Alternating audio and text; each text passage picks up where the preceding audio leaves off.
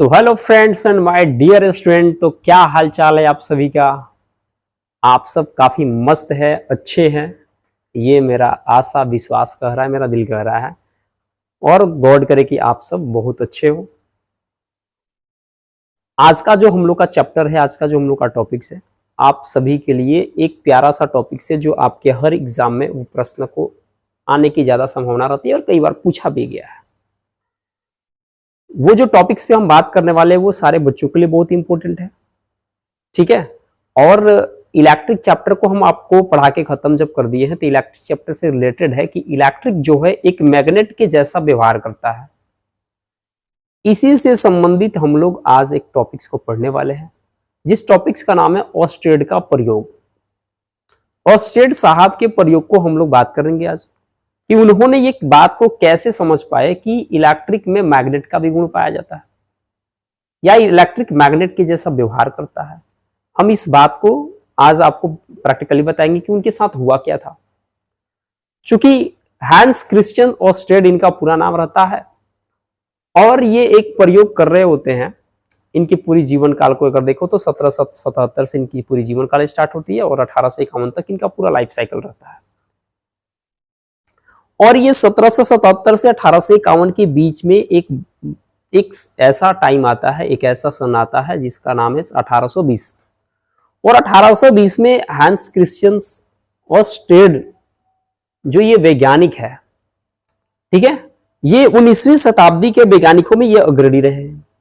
19वीं शताब्दी के वैज्ञानिकों में ये क्या रहे? अग्रणी रहे।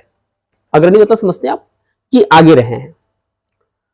अब इन्होंने अकस्मात, समझते हैं अकस्मात बोले तो अचानक इन्होंने एक प्रयोग को देख कर रहे थे और एक चीज का इनसे खोज हो गया। एक चीज ये प्रैक्टिकल ना होता है कि कुछ हम काम कर रहे होते हैं और उसमें कुछ न्यू चीज दिख जाती है, कुछ ऐसा ही इनके साथ होता है।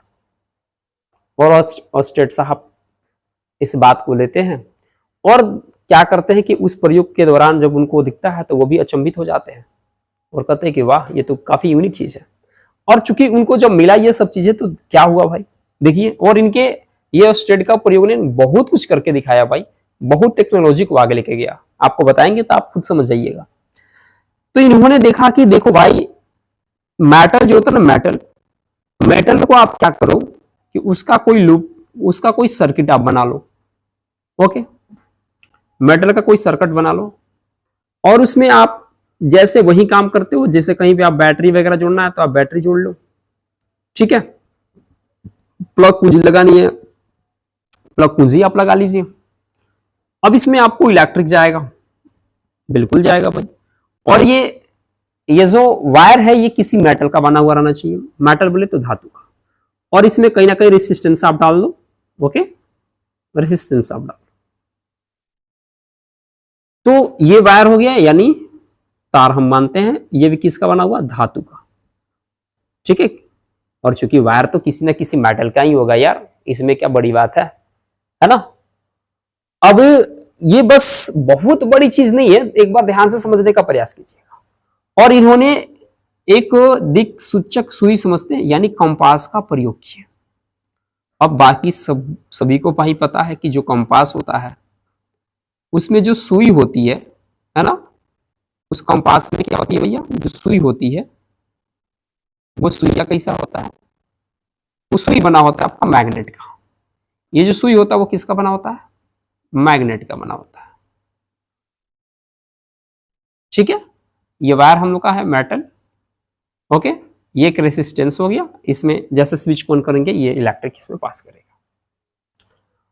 ऑर्स्टेड के प्रयोग के लिए यही सजावट आपको चाहिए, ठीक है। यहाँ पे NS लिख देते हैं। कंपास आप तो देखे होंगे, NS है ना। हमेशा जो मैग्नेट का जो सुई होता है वो उत्तरी ध्रुव और दक्षिण ध्रुव में होता है ना। ये हो गया हम लोग का ईस्ट ओवर वेस्ट। ओके,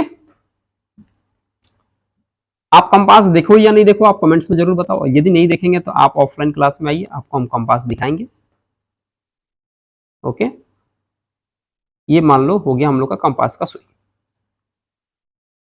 अब बात क्या है भाई?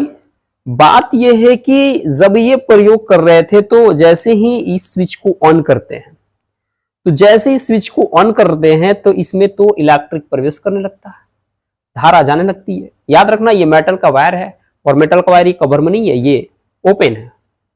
और ये जैसे इसमें इलेक्ट्रिक जाता है तो इसके पास रखा हुआ जो कंपास है ना, ये इनके पास रखा हुआ जो कंपास है, ये जो इसके बीच में जो आप सुई देख रहे हो है ना, ये विक्षापित सुई, ये मैग्नेट का बना हुआ है, ये चुंबक का बना हुआ है। अब पता है ये क्या करता है, ये विक्षापित हो जाता है, ये विक्षेपित होगा अपने रास्ते से, मतलब अब जहां पे जिस पोजीशन पे था वो पोजीशन को चेंज कर रहा है। इसमें इलेक्ट्रिक जा रहा है, पोजीशन को ये चेंज कर रहा है, मतलब ये ऐसे हो जा रहा है थोड़ा सा, है ना, ऐसे हो रहा है। जैसे ऑफ किया गया ये फिर अपने डायरेक्शन में आ गया जहां पे स्थिर था। मतलब जैसे ऑफ किया जाता है तो तुरंत ये अपनी जगह पे आ गया, कोई दिक्कत नहीं है इसको, है ना। और ऑफ किया गया तो एकदम सेम है। जैसे इसको ऑन किया जाता है इसमें इलेक्ट्रिक जाना स्टार्टअप हो जाता है, और जैसे इलेक्ट्रिक जाना स्टार्टअप होता है कंपास में देखा जाता है या दिक् सूचक सुई को देखा जाता है ध्यान से, तो इसमें विक्षेप पैदा होता है।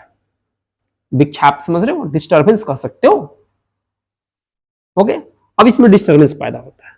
जब डिस्टर्बेंस पैदा होता है तो देखा गया कि भैया इसको ऑफ किया जाता है तो शांत हो जा रहा है, अपनी सही डायरेक्शन में है।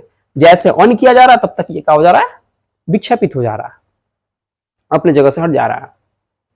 इसका मतलब ये हुआ कि ये इलेक्ट्रिक इसको प्रभावित कर रही है, तो ये तो है मैग्नेट और ये है इलेक्ट्रिक, यानी इलेक्ट्रिक बोले तो विद्युत धारा, तो विद्युत धारा किसको प्रभावित किया, तो मैग्नेट को किया।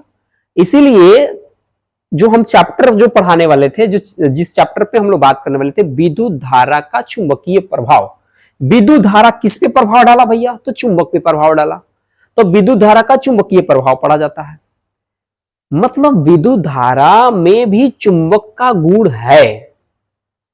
आप जान के आसान कि विद्युत धारा में भी चुंबक का गुण है, यस, बहुत स्ट्रॉन्गनेस चुंबक का गुण है। और खैर विद्युत धारा के चुंबकीय गुण के कारण इसका बहुत ज्यादा भैया इस्तेमाल किया गया। इस प्रयोग के जरिए बहुत ज्यादा टेक्नोलॉजी आगे बढ़ी। टेलीविजन ले लो, रेडियो ले लो, जितनी भी तमाम ये सब टेक्नोलॉजी है उसमें इस सारे सिचुएशंस का यूज किया जाएगा। और यही सब आगे आपको बताया